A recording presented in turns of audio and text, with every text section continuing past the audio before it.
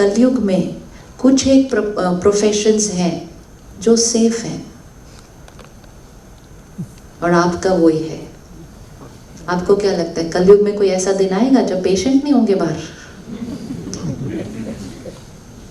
सारे प्रोफेशंस इस टाइम अपने उतार चढ़ाव से जा रहे हैं। कॉर्पोरेट सेक्टर भी उतार चढ़ाव से जा सकता है, बैंकिंग सेक्टर भी ऊपर नीचे जा रहा है। मेडिकल प्रोफेशन ऊपर नीचे जाने वाला नहीं, वो सिर्फ ऊपर ऊपर ऊपर और बहुत ऊपर जाने वाला है।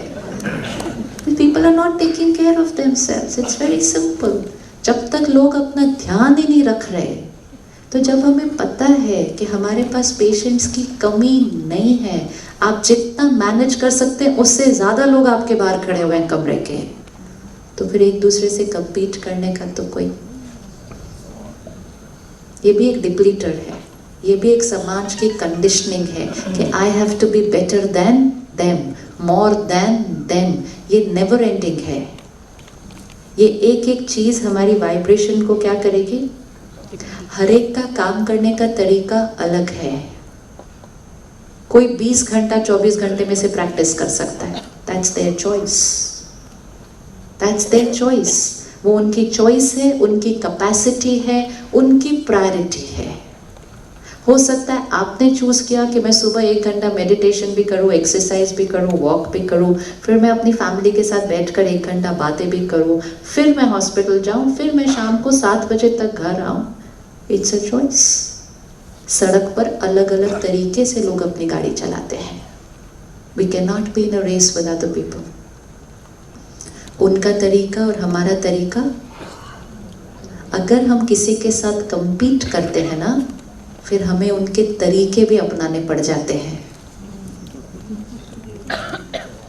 फिर हमें उनके तरीके भी अपनाने पड़ जाते हैं। उनके तरीके गलत नहीं है, लेकिन उनके तरीके उनके लिए सही है। It's not about right or wrong, but I need to live my life at my pace.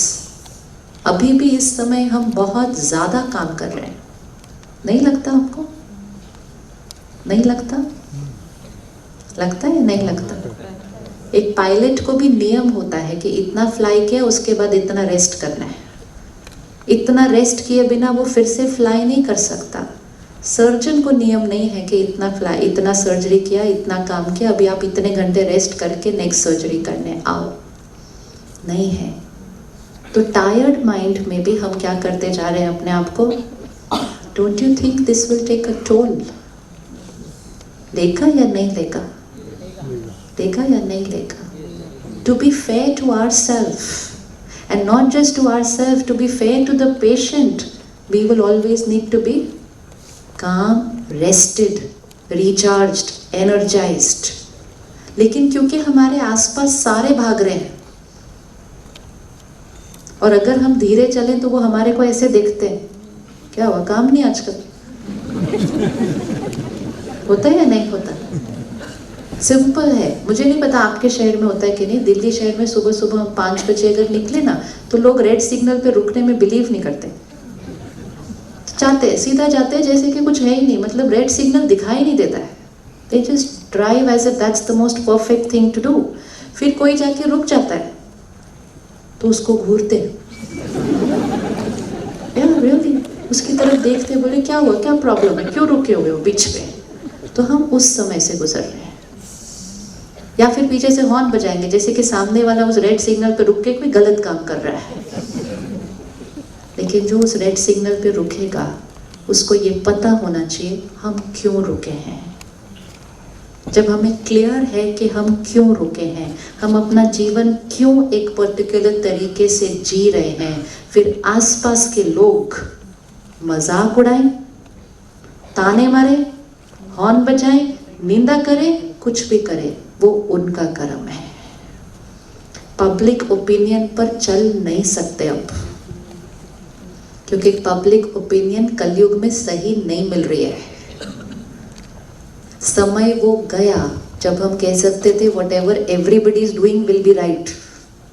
अब वो समय नहीं है कि just because majority is doing something then that is right. Right और रॉन्ग की डेफिनेशन किसको सेट करनी पड़ेगी? किसको सेट करनी पड़ेगी? राइट और रॉन्ग की डेफिनेशन हमें ही सेट करनी पड़ेगी। कोई बहुत फास्ट गाड़ी चला सकता है, 20 साल से चला रहा हो और उसको लगता है इसमें रॉन्ग क्या है, लेकिन एक्सीडेंट तो एक ही बार होता है ना, एक्सीडेंट तो एक ही बार होता है ना। तो क्या हम अफोर्ड ही कर सकते हैं अपने जीवन में एक्सीडेंट? नहीं कर सकते हैं। औरों का ध्यान रखना अच्छी बात है, लेकिन अगर अपना ध्यान रखे बिना औरों का ध्यान रखा। हॉस्पिटल में मैं जाती हूँ ना, मैं डॉक्टर्स को पूछती हूँ आपने लंच किया? कहते नहीं जी, कहाँ लंच खाने का टाइम है।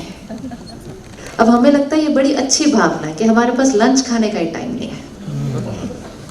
It is a lifestyle, this is a habit, and over a period of time this is now started taking a toll on ourselves, and यही आप चेंज करो कि चाहे कुछ भी हो जाए, अनलेस वो once in a month, twice in a month बहुत बड़ा क्राइसिस है, मैंने 10 मिनट्स निकाल के अपना इतने बजे खाना खाना है। अगर आप टाइम पे नहीं खाएंगे और आप लोगों को पर्ची पर लिख के देंगे कि टाइम पर खाना खाओ, तो आपकी बात का उनके ऊपर असर। गांधी जी की वो कहानी सुनी थी ना, उनकी मम्मी एक बच्चे को लेकर आई, मेरा बेटा बहुत गुड़ खाता है। गांधी जी ने बोला वापस जाओ, हफ्ते बाद आना। हफ्ते बाद आई, गांधी जी ने सिर्फ बोला बच्चा गुड़ नहीं खाओ। तो मम्मी कहती एक हफ्ते के बाद फिर से बुलाया इतनी सी बात बोलने के लिए? कहते पहले मैंने अपना गुड़ छोड़ना था ना, तभी तो मैं उसको बोल सकता हूँ नहीं खाना। बात का प्रभाव नहीं पड़ेगा सामने वाले के ऊपर। लिख कर देने से नहीं होता, टाइम पर सो, टाइम पर खाओ। Why the whole society is not listening? Because लिखने वाला नहीं जी रहा है वैसी जीवन।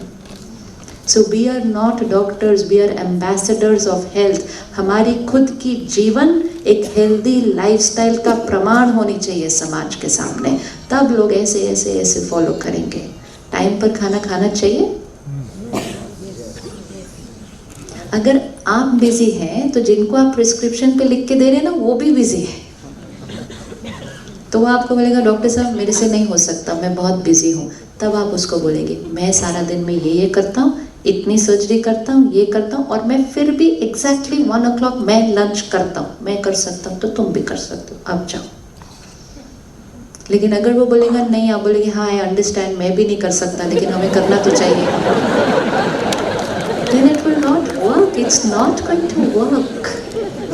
तो हमें सिर्फ एक को हेल्दी बनाना है। अगर हमने उस एक को हेल्दी बना दिया, हम कितनों को हेल्दी बना देंगे उस वजह से। बीमारियां कर करके इलाज करना ये थोड़ी डॉक्टर का रोल है। डॉक्टर का रोल है to create a healthy society.